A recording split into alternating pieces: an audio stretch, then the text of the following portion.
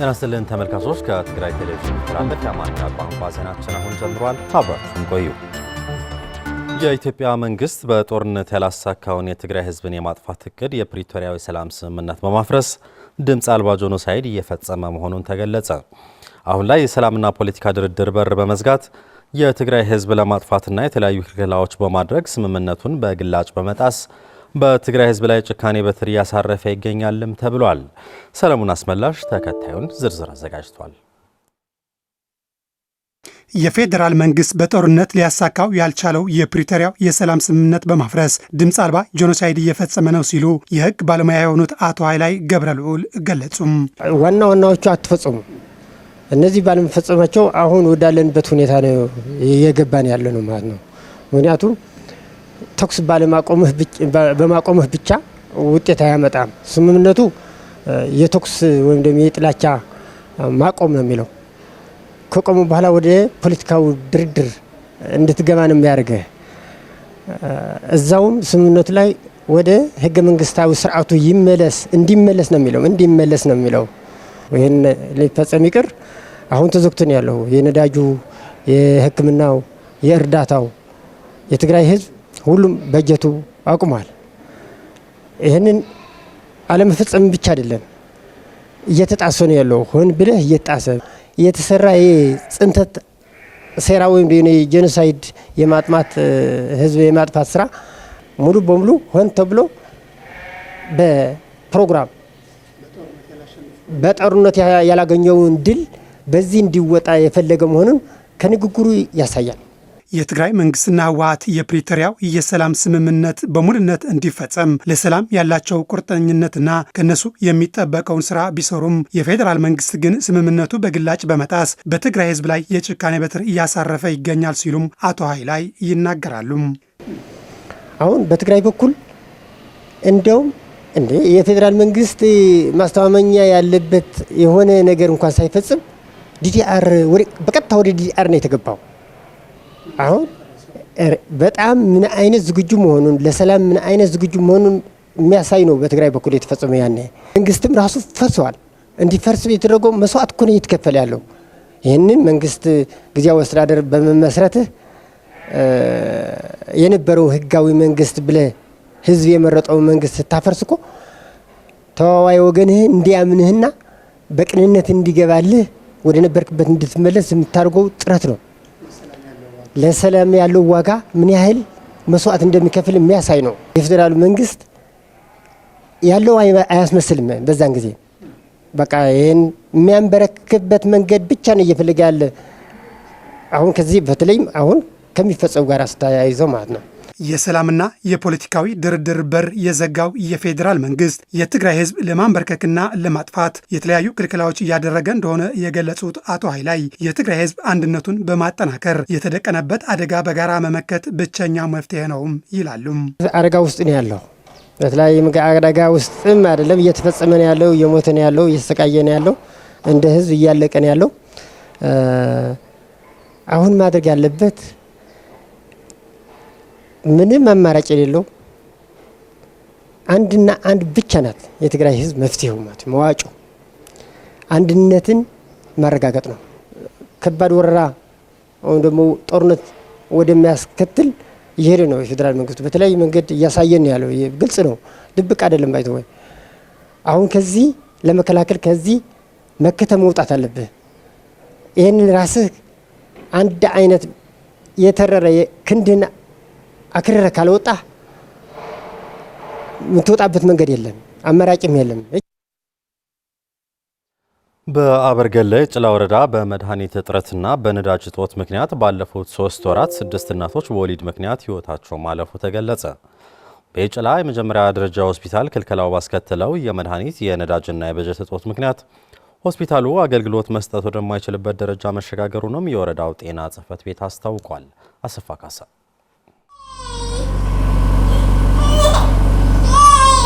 የኢትዮጵያ መንግስት ወደ ትግራይ የመድኃኒት ነዳጅና በጀት ክልከላ ማድረጉን ተከትሎ በትግራይ የሚገኙ ጤና ተቋማት ከጊዜ ወደ ጊዜ አገልግሎት ወደማይሰጡበት ደረጃ መድረሳቸውና በዚህም ህብረተሰቡ ለከፋ የጤና ችግርና ለሞት እየተዳረገ ይገኛል። ይላክ የነበረው መድኃኒት መቋረጡ ተከትሎ የእናቶች ሞት ከቀን ወደ ቀን እየተባባሰ መጥቷል። በጭላ ሆስፒታል በመድኃኒት እጦትና በነዳጅ እጥረት ምክንያት ተገልጋዮች እየተጉላሉ መሆናቸውን ገልጸዋል። በጣም ጸገም ካብ ደገፍ ትገዝፍ ብዙ ችግር ነው ያጋጠመን። ባለን አቅም መድኃኒት ከውጭ መግዛት አንችልም። ናደገ ከባሪ ዘዘሮ ካፍቲና ተቀርሸም ጽና ተረኺብና አለና አውዚ ናሃም ተቆይነማና እንደምንም ብለን ገንዘብ ካገኘን ከውጭ ነው መድኃኒት የምንገዛው። ልጄ 11 ዓመቱ ነው። አካሉ ተጎድቶ ነው ላሳክመው የመጣሁት። ግን ጥሬ ብር ማግኘት ስላልቻልኩኝ ማሳከም አልቻልኩም። በከበባና ክልከላ ውስጥ ነው የምንገኘው። የጭላ የመጀመሪያ ደረጃ ሆስፒታል ስራ አስኪያጅ አቶ አርዳ ያሰፋ በነዳጅና በመድኃኒት እጥረት ምክንያት ሆስፒታሎች ከቀን ወደ ቀን አገልግሎት ወደማይሰጡበት ደረጃ እየደረሱ መሆናቸውና በዚህም የተነሳ ተገልጋዮች ለከፋ ችግር መገለጣቸው ጠቅሰዋል። ብሰንክ ነዳዲ ወላላት ላውዝ ምንጻ አይኻላይ በነዳጅ ክልከላ ምክንያት እናቶች የአምቡላንስ አገልግሎት ማግኘት ስላልቻሉ ወደ ሆስፒታል መጥተው መገልገል አልቻሉም።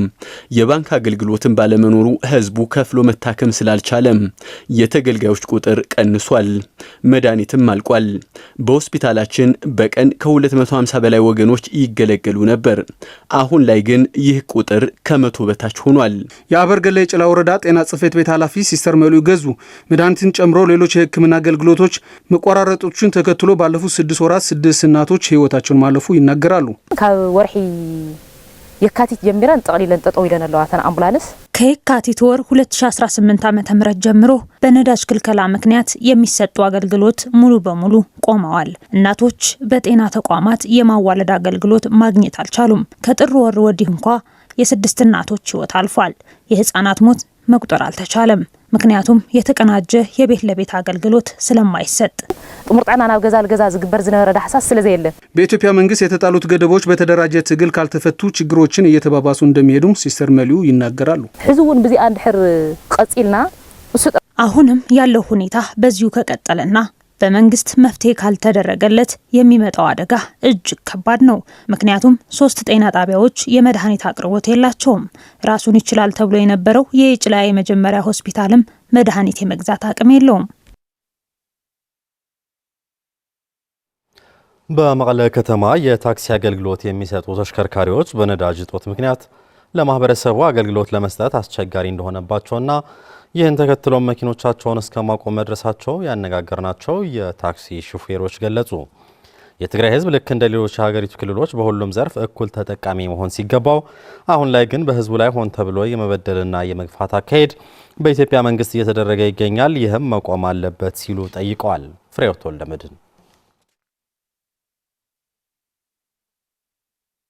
የኢትዮጵያ መንግስት ከባለፈው ጥር ወር ጀምሮ ወደ ትግራይ ክልል ነዳጅ ሙሉ በሙሉ መላክ ማቋረጡን ተከትሎ ህዝቡ በከፍተኛ ሁኔታ ለማህበራዊና ኢኮኖሚያዊ ቀውስ ውስጥ እንዲገባ አድርጎት ይገኛል። እኛም በመቀለ ከተማ ተዘዋውረን በከተማ የታክሲ አገልግሎት የሚሰጡ ተሽከርካሪዎች ላይ የተሰማሩ ሹፌሮችን አሁን ያለው በተለይም ክልከላው እያሳረፈ ያለው ተጽዕኖ ምን እንደሚመስል ያነጋገርናቸው ሲሆን የነዳጅ ክልከላው ለማህበረሰቡ አገልግሎት መስጠት አስቸጋሪ እንዳደረገባቸው ገልጸው አሁን ላይ በነዳጅ እጦት መኪኖቻቸው ሙሉ በሙሉ እስከ ማቆም መገደዳቸውንም ይገልጻሉ። አብዛኛው ታክሲዎች ቤት ነው ቆመም ያሉት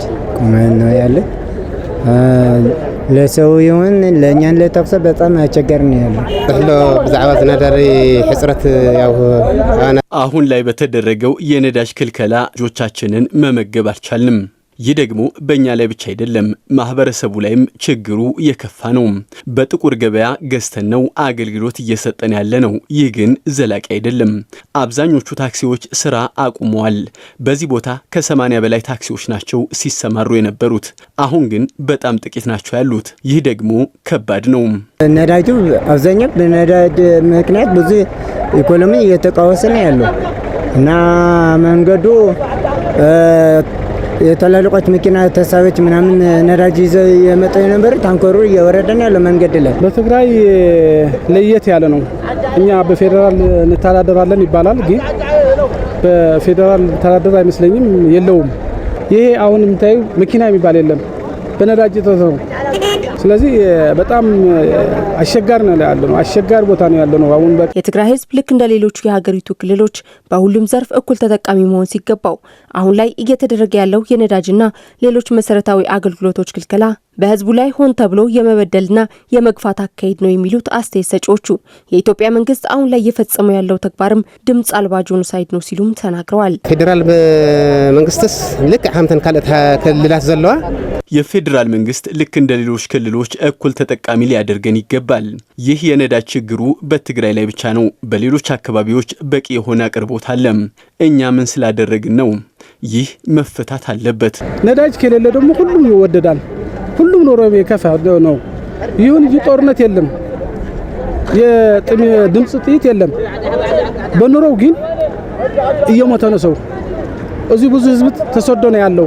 የኢትዮጵያ መንግስት በትግራይ ህዝብ ላይ እየፈጸመ ያለው የበጀት ነዳጅና መሰረታዊ አቅርቦት ክልከላ በአፋጣኝ በመፍታት የፕሪቶሪያ ስምምነት በሙሉነት ተግባራዊ እንዲያደርግ የዓለም ማህበረሰብ ይሁን አደራዳሪ አካላት ጫና ሊያደርጉ ይገባል ሲሉም ጥሪ አቅርበዋል። አውዚያም ምናዳ ህዝብ በጀት ባህል ከለው በጀት አሁን ላይ የበጀት የነዳጅ የጥሬ ገንዘብ እጥረት ክልከላ ነው ያለው።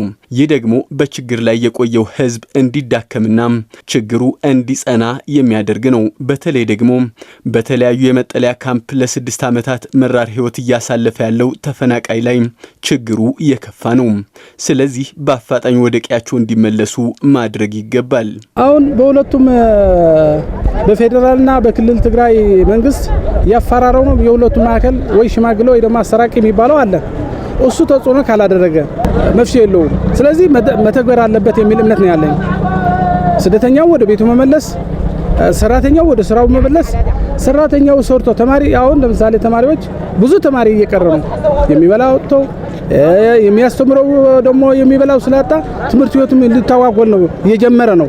ስለዚህ መተግበር አለበት የሚል እምነት ነው ያለኝ። በተያያዘ ዜና በትግራይ ህዝብ ላይ የተፈጸመ ያለው ዘርፈ ብዙ ክልከላ ከባለፈው ጉዳቱ ያላገገመው ህዝብ አሁንም ለከፍተኛ ማህበራዊ፣ ኢኮኖሚያዊና ስነ ልቦናዊ ቀውስ እንዲጋለጥ አድርጎታል ሲሉ ያነጋገርናቸው የመቀለ ከተማ ነዋሪዎች ገልጸዋል። አሁንም ፍሬህይወት ወልደመድህን ከ3 ዓመታት በፊት በኢትዮጵያና በትግራይ መንግስት መካከል በፕሪቶሪያ ከተማ የተፈረመው የተኩስ ማቆም ስምምነት በትግራይ ህዝብ ላይ ከፍተኛ ተስፋን ጭሮ እንደነበር አይዘነጋም። ይሁን እንጂ ይህ ተስፋ መሬት ላይ ሳይወርድ ተስፋ ብቻ ሆኖ ቀርቶ ስምምነቱ ተግባራዊ ባለመደረጉ አሁን ላይ ህዝቡ ለከፍተኛ ችግር እንዲጋለጥ አድርጎታል። የኢትዮጵያ መንግስት በስምምነቱ መሰረት መፈጸም ከሚገባቸው ዋና ዋና ነጥቦች መካከል የትግራይ ግዛታዊ መሬት አለመመለስ ተከትሎ ተፈናቃዮች ወደ ቀያቸው እንዳይመለሱ ማነቆ ሆኖ አሁንም ለ6 ዓመታት በስቃይ ላይ እንዲኖር ተፈርዶበት ይገኛል። ይህ ሳይበቃም ከቅርብ ጊዜ ወዲህ በኢትዮጵያ መንግስት የነዳጅ በጀት እንዲሁም ሌሎች መሰረታዊ አቅርቦት ወደ ትግራይ እንዳይገባ መከልከሉን ተከትሎ በእንቅርት ላይ ጆሮ ደግፍ ሆኖበት ይገኛል። የኢትዮጵያ መንግስት በትግራይ ላይ እየፈጸመ ያለው የነዳጅ በጀትና መሰረታዊ አቅርቦት ክልከላ ከባለፈው ጉዳቱ ያላጋገመ ህዝብ አሁንም ለከፍተኛ ማህበራዊ፣ ኢኮኖሚያዊ፣ ስነ-አእምሮአዊ ቀውስ እንዲጋለጥ አስችሎታል ሲሉ በመቀለ ከተማ ተዘዋውረን ያነጋገርናቸው ነዋሪዎች ተናግረዋል። እኔ አሁን የመንግስት ሰራተኛ ነኝ። 2 ወር ሙሉ ደሞዝ አልተከፈልኩም። የነዳጅ አለመኖርም በጣም ከባድ ነው። ምክንያቱም ጠዋት በእግራችን እንመጣለን፣ ከሰዓት በኋላም በእግራችን ነው ወደ ቤታችን የምንሄደው እና በከባድ ችግር ነው ያለነው። ያው በቃ ምስ ነዳጅ የለም፣ ባንክ የለም። አሁን ላይ የነዳጅ የበጀት እንዲሁም የጥሬ ገንዘብ እጥረት ነው ያለው። የመንግስት ሰራተኛው ደሞዝ የለውም። ይህ ደግሞ የከፋ ያደርገዋል።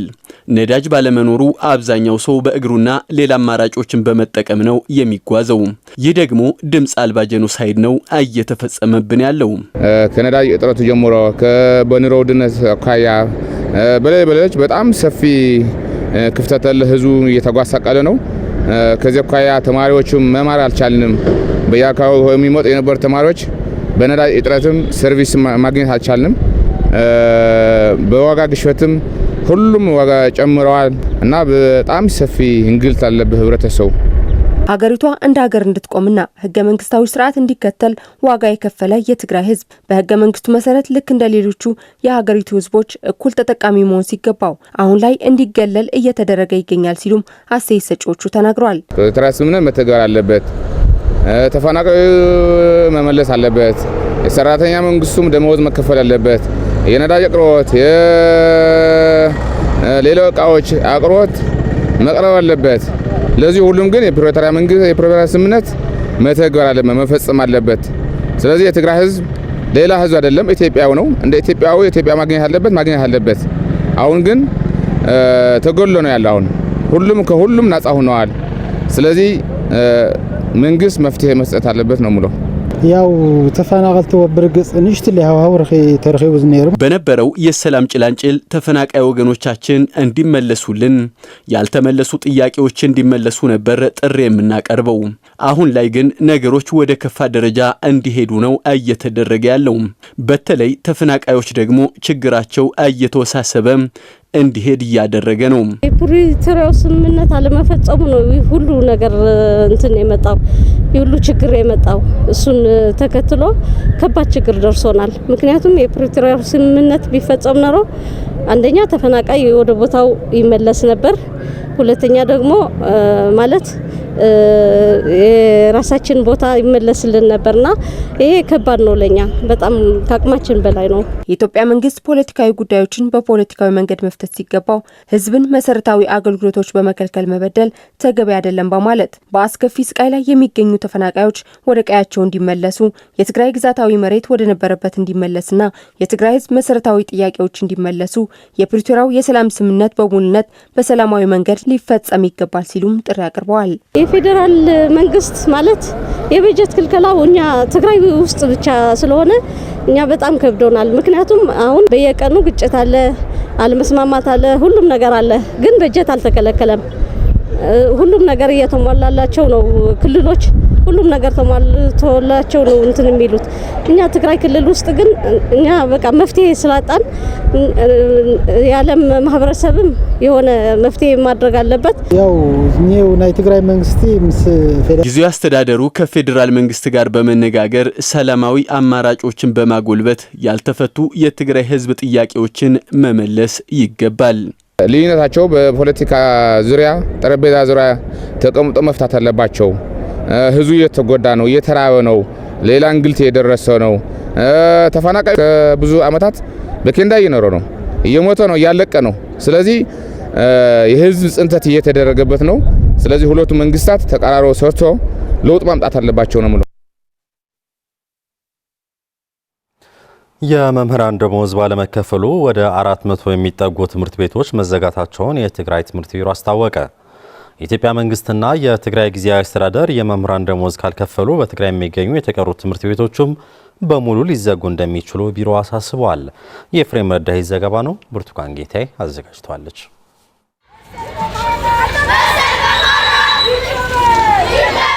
የትግራይ ትምህርት ቢሮ የተቋረጠውን የመምህራን ደሞዝ በጀት ከኢትዮጵያ መንግስት እንዲላክና እየተደረገ ያለው ክልከላ እንዲቆም ያለመ ሰላማዊ ሰልፍ ማካሄዱ ይታወቃል። ወላጆችና ተማሪዎችም የበጀት መቋረጥን በመቃወም የመማር ማስተማር ሂደት እንዲቀጥል መማጸናቸውም ይታወሳል። ይህን ተከትሎም በጊዜያዊ አስተዳደር ስር በሚገኙ ዞኖችና ወረዳዎች የሚገኙ ትምህርት ቤቶች ወደ 400 የሚሆኑ በክልከላው ምክንያት የመማር ማስተማር ስርዓቱ ተቋርጦ ትምህርት ቤቶቹ መዘጋታቸው የትግራይ ትምህርት ቢሮ ምክትል ኃላፊ አቶ ገብረ ዮሐንስ ፍስሐ ገልጸዋል። ኣብ ማእከላይ ዞባ ልዕሊ 116 አብያተ ትምህርቲ ኣብ ምብራቅ ከባቢ 189 በማዕከላዊ ዞን ከ116 በላይ፣ ምስራቅ ላይ ወደ 189፣ ደቡብ ደግሞ 63፣ ደቡብ ምስራቃዊ ዞን 66 ትምህርት ቤቶች አሉ። እነዚህ ትምህርት ቤቶች አሁን ባጋጠመው ችግር የመዘጋት አደጋ ያጋጠማቸው ናቸው። ከነዚህ በመግባባት ወደ መማር ማስተማር የተመለሱ አሉ። ሌሎች ከተጠቀሱት ቁጥሮች ውስጥ ያልተካተቱ አዳዲስ ትምህርት ቤቶች ደግሞ የመዘጋት አደጋ ያጋጠማቸውም አሉ። እየታየ ያለው የትምህርት መቆራረጥ ተከትሎም የ8ኛና የ12ኛ ክፍል ተፈታኝ ተማሪዎች አሉታዊ ተጽዕኖ እንዳሳደረባቸውም የትግራይ ትምህርት ቢሮ ምክትል ኃላፊ አቶ ገብረ ዮሐንስ ፍስሐ አስገንዝበዋል። ለዘበን ሻምናይ ክፍሊ ብሔራዊ ፈተና ዝወስዱለውና 12 ክፍሊ ሀገራዊ በአሁኑ ዓመት የ8ኛ ብሔራዊ ፈተና የሚወስዱና የ12ኛ ክፍል ሀገራዊ ፈተና ተፈታኝ ተማሪዎች አሉ። እነዚህ በወጣው የትምህርት ስርዓት መሰረት ትምህርታቸውን ካልተከታተሉ በእነሱ ላይ የሚፈጠረው ተጽዕኖ ከባድ ነው። የኢትዮጵያ መንግስትና የትግራይ ጊዜያዊ አስተዳደር የመምህራን ደሞዝ ካልከፈሉ በትግራይ የሚገኙ ትምህርት ቤቶች ሙሉ በሙሉ ሊዘጉ እንደሚችሉም ነው ምክትል ኃላፊው ያሳሰቡት። ድምረ ቢልካ ክረአ ከሎ እቲ ጸገም ተዘይተፈቲሑ በአጠቃላይ ሲታይ ችግሩ ካልተፈታ ትግራይ ላይ ሙሉ በሙሉ የመማር ማስተማር ሂደቱ ወደሚዘጋበት ሁኔታ ሊደርስ ይችላል። ስለዚህ መንግስት የተለያዩ ግብረሰናይ ድርጅቶችን በማስተባበር የቻለውን በማድረግ የትግራይ ትምህርት ከደረሰበት የመዘጋት አደጋ ሊታደገው ይገባል። የበጀት ክልከላው ዓለም አቀፍ የህፃናት መብት የሚቃረንና የሚጥስ በመሆኑ ዓለም አቀፍ የህፃናት መብት ተሟጋቾች ሊኮንኑትና ከህፃናቱ ጎን ሊቆሙ እንደሚገባም ተጠይቋል። መሰል ህፃናት ይከበር። በአሜሪካ የሚገኙ ተጋሩ ዲያስፖራዎች በአሜሪካ የውጭ ጉዳይ ሚኒስቴር ጽሕፈት ቤት በመገኘት የተቃውሞ ድምጻቸውን አሰሙ። ዲያስፖራዎቹ ባሰሙት የተቃውሞ ድምጽ የፕሪቶሪያው ስምምነት በሙሉነት ተግባራዊ ተደርጎ ፍትህ እንዲረጋገጥ በትግራይ ሕዝብ ላይ ወንጀል የፈጸሙ አካላትን በሕግ እንዲጠየቁ የሚሉና ሌሎችም ይገኙበታል። ይህ በእንዲህ እንዳለም አሁን ላይ የኢትዮጵያ መንግስት በትግራይ ሕዝብ ላይ ያደረገ ያለውን ክልከላ የጄኖሳይዱ ወንጀል አንዱ አካል በመሆኑ ይህ በአፋጣኝ እንዲቆም የሚመለከታቸው ዓለም አቀፍ ተቋማትና አደራዳሪ አካላት የድርሻቸውን እንዲወጡም በሰልፉ ላይ ጥሪ ቀርቧል። People of Tigray, justice for Tigray. Implement the Pretoria Agreement now. Justice for Tigray. Say now the Ethiopia Prime Minister there is a blockade to Tigray of Ethiopia. Justice for Tigray. Say now that the blockade to Tigray of Ethiopia. Justice for Tigray. Mr. Secretary Markubia there is a blockade to Tigray of Ethiopia. Justice for Tigray. Ethiopia Prime Minister blockade to Tigray of Ethiopia. Justice for Tigray. Ethiopia Prime Minister there is a systematic genocide Tigray of Ethiopia. Justice for Tigray. Ethiopia Prime Minister blocked the budget and the food, fuel and Tigray of Ethiopia. Justice for Tigray. Ethiopia Prime Minister, no money, no food, no medicine, no food for people of Tigray. Justice for Tigray. There is a blockade Tigray of Ethiopia. Justice for Tigray. Justice for Tigray. Justice for Tigray. Justice for Tigray. Justice for Tigray. Accountability for the genocide in Tigray. Justice for Tigray. Justice for Tigray. Justice for Tigray.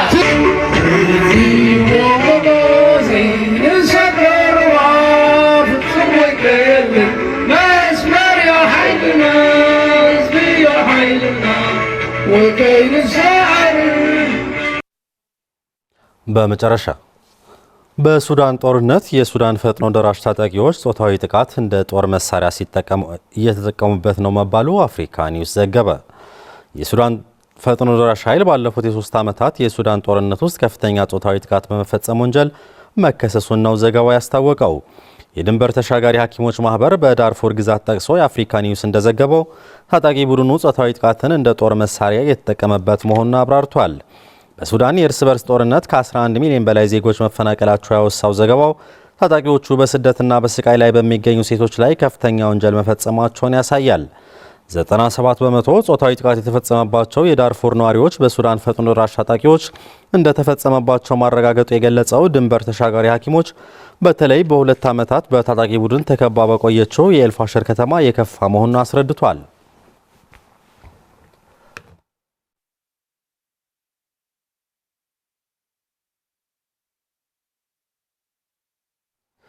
ተመልካቾች ዜናዎቻችን አብቅተዋል። ስለተከታተላችሁ እናመሰግናለን። ሰላም